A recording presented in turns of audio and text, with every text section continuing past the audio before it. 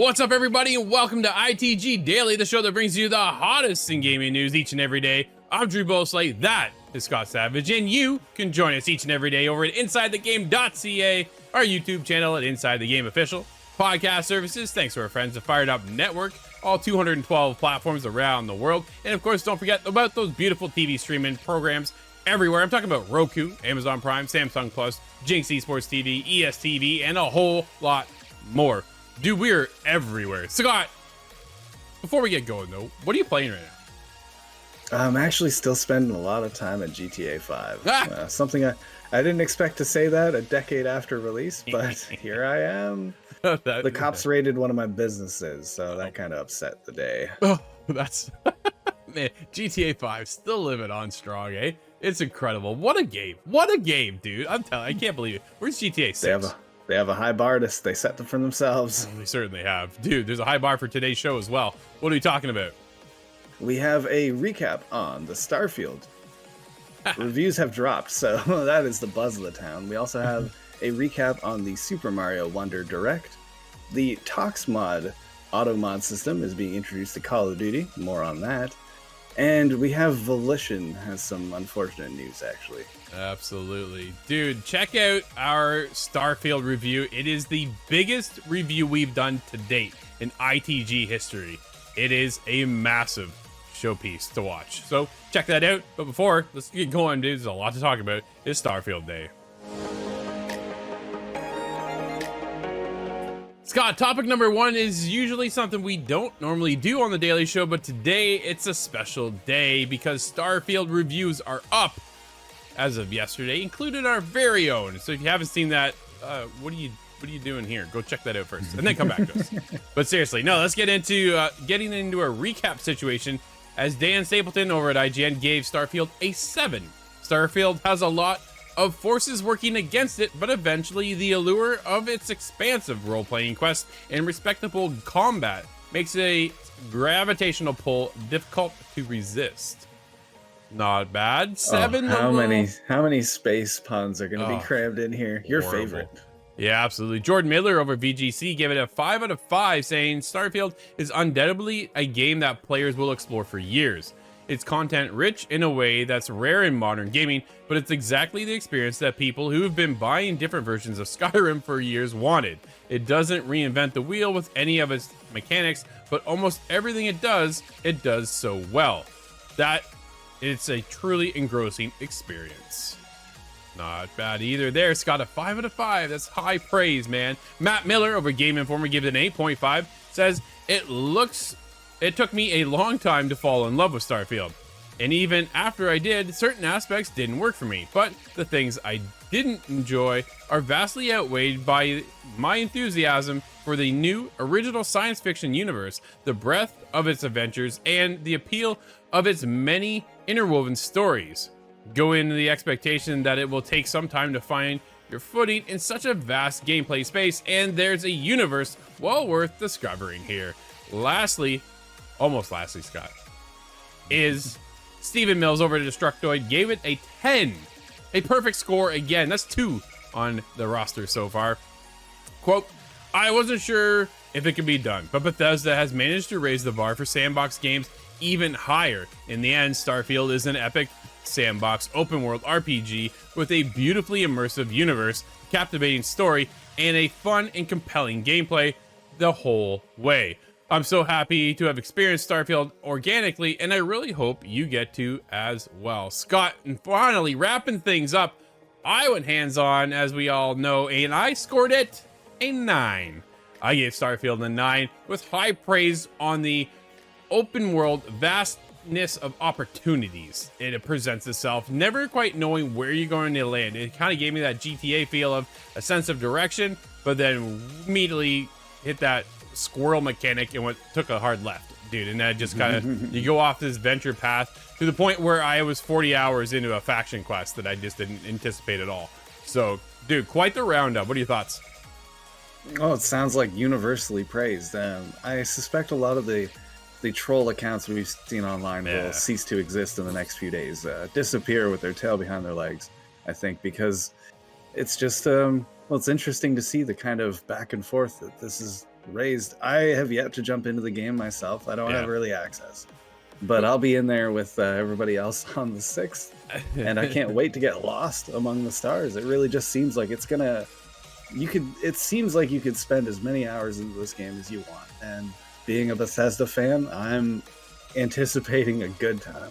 So here's the shocking part for me. I'm not a Bethesda fan. I'm an Arcane fan, right? I'm a Dishonored fan. Bethesda has never really clicked for me. Never really have I fallen down the path of Fallout. Dude, I tried Fallout 4, didn't care for it. Tried Fallout 76, didn't care for that. Skyrim, didn't even bother, right? It just didn't even appeal to me. I know, it's a shock. It kind of makes me want to try it, but I'm waiting for the next one in another 10 years. But either way, I have other things to play. But Starfield was my first real true adventure down into the world of what Bethesda creates.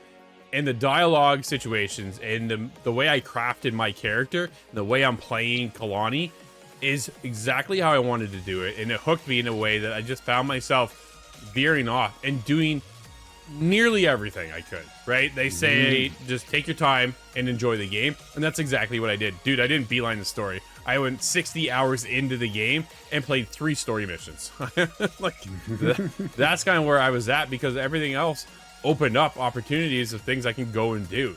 And it's been an incredible journey, and I am far from finished. I'm going to wrap up the campaign here shortly. It is now my newer goal to then go and finish the story, because once you get into this new game plus mode, things open up even a little bit more. So I'm curious to see where that lies next. But after 60 hours, Scott, something I did not anticipate happening, getting hooked into the Bethesda world of Starfield has been an absolute magical journey. I'm very curious to see how long it holds you. I suspect a very long time. Dude, you think I'm playing this in 6 months? I think so. I think there's enough here. As long as the releases start to slow down as we get into this year, the rest of this year and into next, I think there will be some opportunities still. We'll see. Mortal Kombat's up next. Yeah, that's gonna take you away. Sure is. Drew, yesterday we saw a Nintendo Direct, and it's been a while since there was a good Nintendo Direct, and this one actually focused entirely on Super Mario Wonder, and I have a feeling I'm a little more excited about this game than you are, so I'm going to give you a little bit of the recap here. Okay. There are some details I will have missed, but it's been a short 15 minutes, very quick. There is 7 different worlds, different biomes in the game. They each have different elemental themes. That makes sense, nothing out of the ordinary there. They wanted to make sure there are talking flowers in this game that will give you little quips here and there, one-liners, I think, and the occasional hint.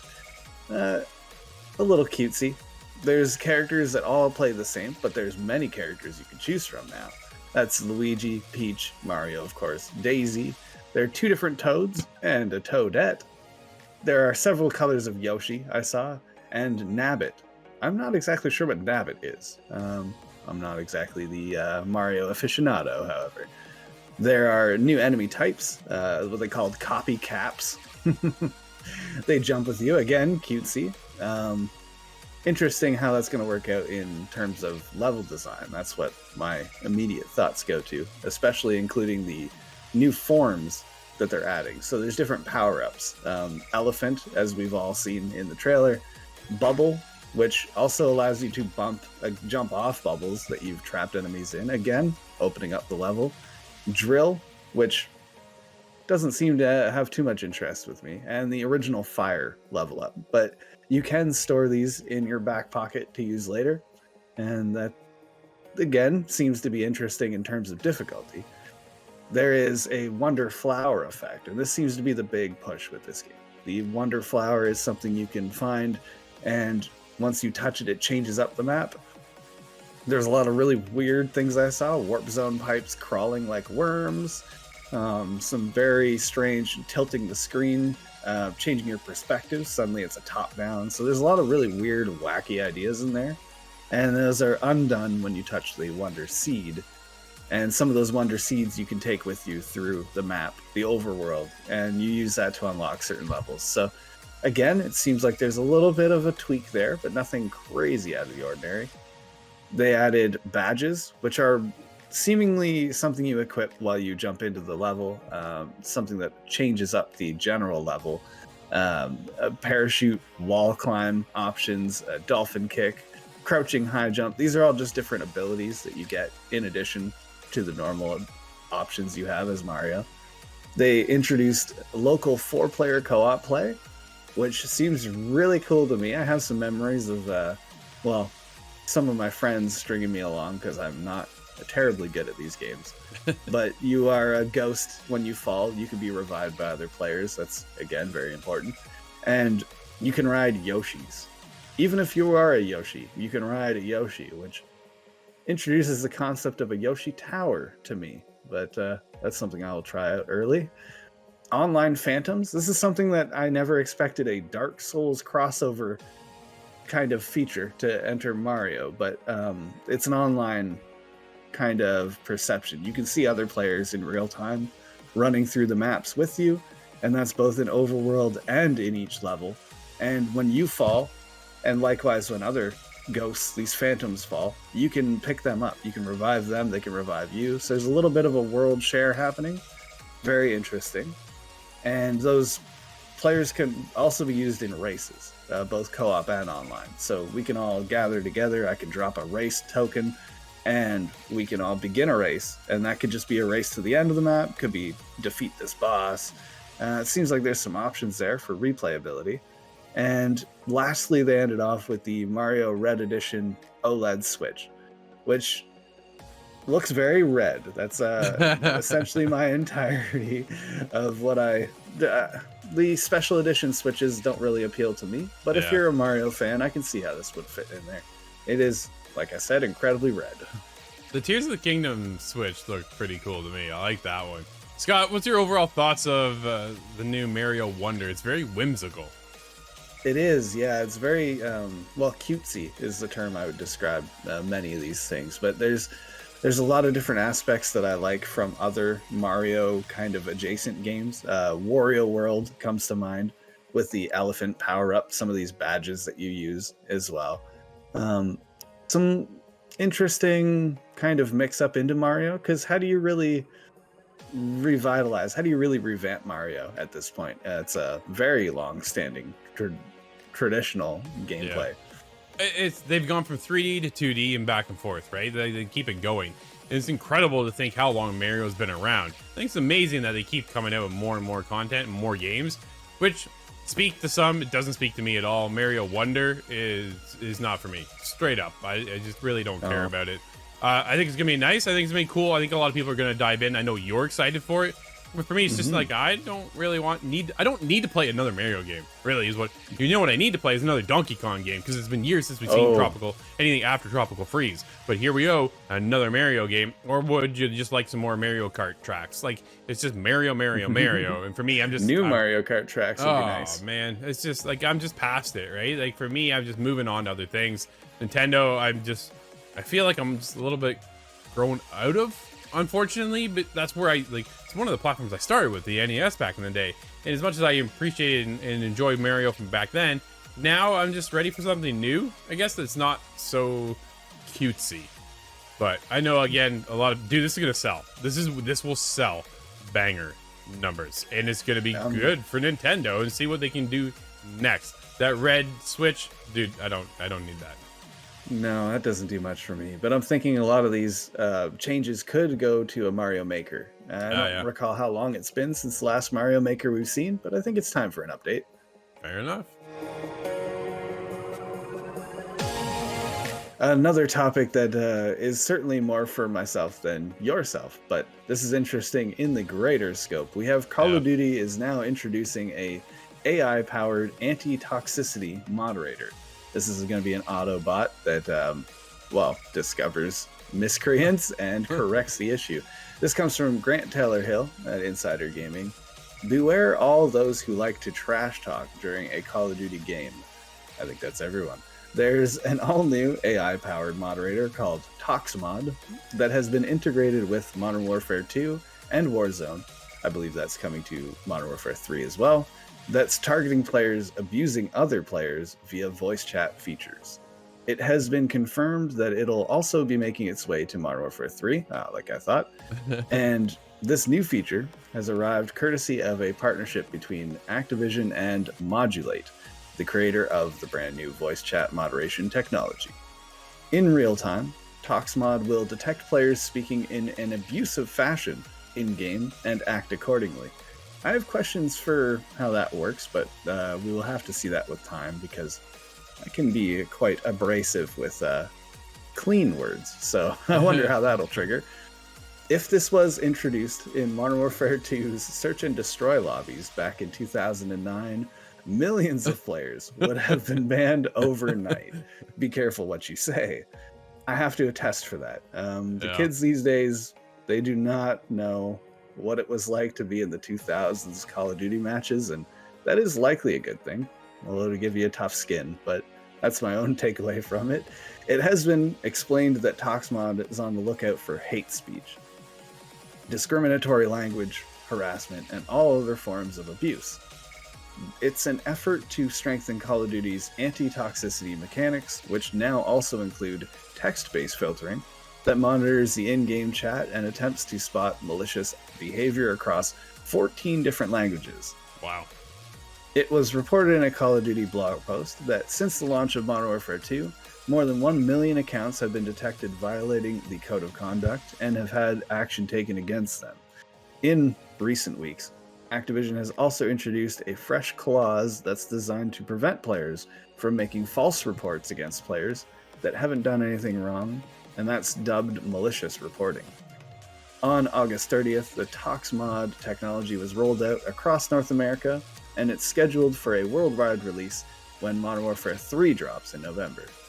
So that is something to I hadn't taken into account. Perhaps this will avoid some of those malicious reporting, because I've seen that happen in the past. Absolutely. Specifically with Rainbow Six Siege, but that's its own kind of instance. Yep. In any case, I think this will clean up the online lobbies. I haven't been in them myself to know just how bad it is to this day, but you hear every name under the sun back in the day. Yeah, it's funny because I don't think really all that much has changed to now. We talked to Corey, who goes into Call of Duty on a regular basis, and he says he just goes into the main game and listens to the people, and because they just get so fired up. I'm like, yo, at the end of the day, this is just a game, right? But people can be vindictive. They can be mean-spirited in ways that just aren't really called for. And it's nice to see that Activision and Call of Duty, the team behind Call of Duty, are stepping up to clean that up, right? I think that's the biggest thing. Everybody wants a safe community to be a part of and go in and just have a good time. At the end of the day, you paid for the game. The last thing you want to do is not play the game because you don't want to listen to the rest of the community. And yeah, toxic. Well, go ahead. I don't like to be that the white knight, so to speak, in this situation. But if anybody's ever had a wife, a girlfriend, a sister that's played these games, you know just how quickly it can get out of hand for no reason at all. Yeah. And I do hope that cracks down on this. I have a sister that plays, and I have a brother that plays Call of Duty, and I hear enough of the trash talk sent back at him that just because he's good. But we'll see how this balances out. Because at the end of the day, as you touched, this is a video game. We're playing this often to escape the harshness of reality. Yeah, and then you deal with it again when you get in a line in some of these communities because they're just mean-spirited because you took them out before they could do it, vice versa, right? So all of a sudden now they're just hurt. Well, then too bad. Like, just suck it up. But at the end of the day, just be nice to people. It's really not that hard. Yeah, if you need a punching bag, join the gym. Yep. Scott, we got some unfortunate news. The Volition team has a statement. And if I say it like that, there's probably one statement that comes to mind. So let's get into it. The Volition team has proudly created world-class entertainment for fans around the globe for 30 years. We've been driven by a passion for our community and always work to deliver joy, surprise, and delight. Quote, this past June, Embracer Group announced a restructuring program to strengthen Embracer and maintain its position as a leader in the video game industry. As part of that program, they elevated strategic and operational goals and made the difficult decision to close Volition effective immediately. Oh. Whoa. To help our team, we are working to provide job assistance and help smooth the transition for our Volition family members. We thank our customers and our fans around the world for all of the love and support over the years.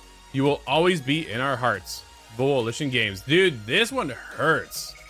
Like, I get the latest release was not a good one. It was a rough release, man. Saints Row. Here's the other side of it. Saints Row's coming to PlayStation Plus this month, man. Yeah, isn't that kind of a strange turn of timing there? Because Volition is going to be no more, but the legacy will live on, and I suppose that's true of all development. But it is weird. I have not played the Saints Row game myself, so it's hard for me to really quantify what's wrong with it. Yeah. But I know there's a lot of issues, and in any case, one bad game, I would hope, is not enough to just sink any company like this. But no, here we are. It was, at the moment, Saints Row always competed against GTA back in the day, and we've seen them then kind of split off and go in completely separate different paths. It's been interesting to watch. Saints Row never really spoke to me at all, and then I know a lot of people do like that game and follow that series. It gets really quirky, really weird, really quick, but incredibly insane. Yeah, right. Next thing you know, you're the president and everything else. But either way, you're swinging things. Like, it's just, man, I'm tell you. But aliens, there's all sorts of wacky stuff. Saints Row is still interesting to check out to this day. I have to stand behind that. I really liked 1 and 2. Yeah, dude, I wanted to check out the newest one too, but then when reviews dropped, it didn't hit well. And Embracer not getting the deal that they were lined up to get really hurt the future of Embracer. And I'm curious to see what other statements come out of Embracer Group. Man, are they closing down other studios? Like, I'm kind of worried now for the future of what Embracer looks like moving forward. What does Crystal Dynamics do? What does this studio do? Like, there's so many pieces that are falling apart over there right now. They bought a lot of studios off of Square. What's that look like? Man, there's so many things up in the air right now. Embracer's in a rough spot. But Volition, dude, this one hurts. Our hearts go out to everybody affected by this. The teams, the families. That's a big move now, right? Just to be suddenly axed the way it was is just not very cool at all. Scott, it's a big day, dude. There's some massive games out today. What do we have? Well, everybody with early access is jumping into Starfield today, and that is excellent. No complaints from me here, except that I don't have it. But anyways, we have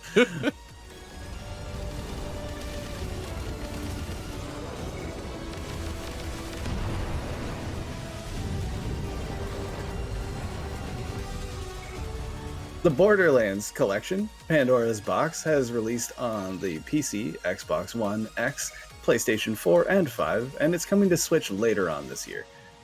Tiny Witch is on PC. Cats and the Other Lives, now on Xbox One and X, and I'm interested. Eternal Tombs War of Dragnaroks is on PC. Terravana on PC. Bomb Rush Cyberpunk now releases on PS4, 5, Xbox One, X, and S. And Mega Man X Dive Online is on PC, Android, and iOS today. Dude, there's a lot of games, but Starfield definitely taking the spotlight.